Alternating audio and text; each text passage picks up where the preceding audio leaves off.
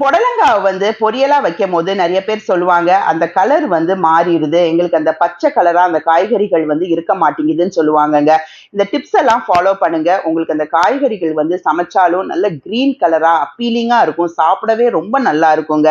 மூடி போட்டு என்னைக்குமே புடலங்காவ வேக வைக்காதீங்க. மிளகாய் தூள் நீங்க ஆட் பண்ணக்கூடாது. மஞ்சள், உப்பு ஆட் பண்றதா இருந்தாலும், நீங்க 50% அந்த புடலங்கா குக் ஆன பிறகு நீங்க ஆட் பண்ணுங்க.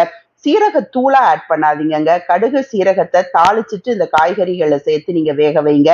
பச்சை மிளகாய மிக்ஸியில 1, 2ஆ ஒரு விழுது மாரி அரைச்சு நீங்க சேர்க்கும்போது, அந்த புடலங்கால உள்ள பச்சை கலர் மெயின்டெயின் ஆயி உங்களுக்கு குடுக்கும். அந்த காய வேக வைக்கும்போதும் ஸ்லோ டூ மீடியம் ஃப்ளேம்ல வச்சு தான் நீங்க வேக வைக்கணும். தண்ணி ஊத்தாம நீங்க கிண்டி குடுத்துட்டே வேக வச்சீங்கன்னா, உங்களுக்கு அந்த கலர் நல்லா ரீட்டெயின் ஆயி குடுக்கும். அப்படியே அந்த காய் கொஞ்சம் உங்களுக்கு வேகறதுக்கு கூட டைம் எடுத்து உங்களுக்கு தண்ணி ஆட் பண்ணாலும், கொஞ்சம் வெதுவெதுப்பான தண்ணிய நீங்க ஆட் பண்ணி வேக வைங்க.